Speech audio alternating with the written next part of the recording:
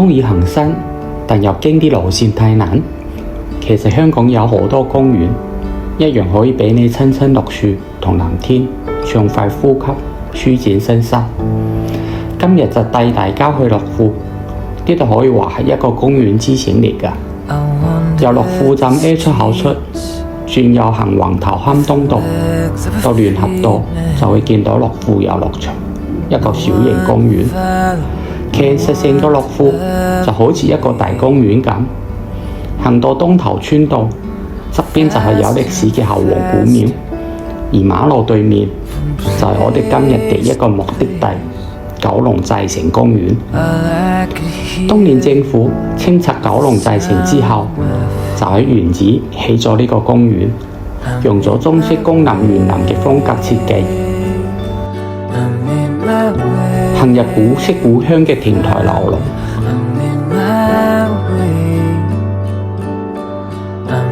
你會覺得自然景觀同人民建築融合得好好，就算細到一個窗花、一對熒幕，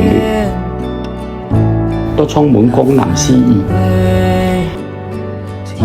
南門遺跡保留咗舊時寨城南門嘅長基同石額，靜靜訴說當年故事。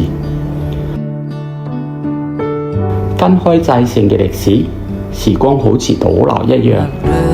依家香港旅遊發展局嘅九龍城寨光影之旅電影場景展就正喺公園衙門入邊舉行，用實景帶我哋重溫以往好有香港特色但已漸漸消失嘅生活點滴。行出衙門，繼續漫遊呢個設計精巧嘅江南園林。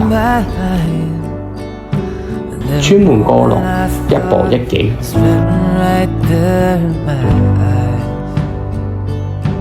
亭台、小橋、池塘，景致隨腳步轉換。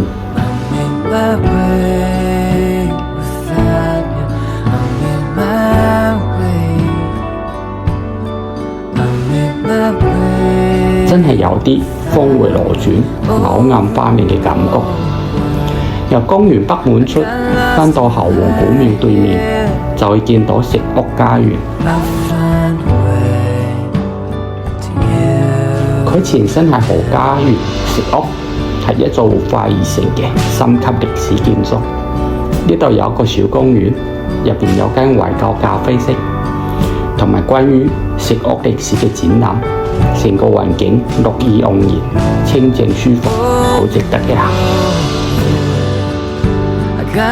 離開石屋家園，轉右行入東寶亭道，經過民生書院，就會見到九龍寨公園。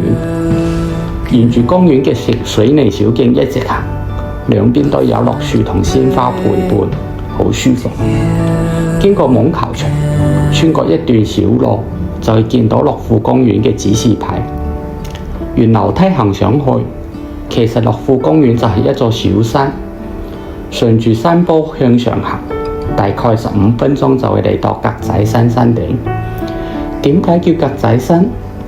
等我哋沿住樂富配水庫側邊嘅小徑行落去，睇下就知。首先你會見到開揚嘅九龍城景色。呢個時候不妨停一停，欣賞一下呢片繁華擠迫中難得嘅開闊。再繼續前行，穿過綠樹與藍天，你就會望到前面山坡上有一大片被油成紅白格仔嘅山體。呢啲圖案當年係用嚟引導機師順利降落啟德機場嘅，依家就成為咗大家行山同休閒嘅好地方。今日嘅公園徒步，令我哋見到呢座城市除舊迎新嘅魄力，同埋保留文化記憶嘅溫柔。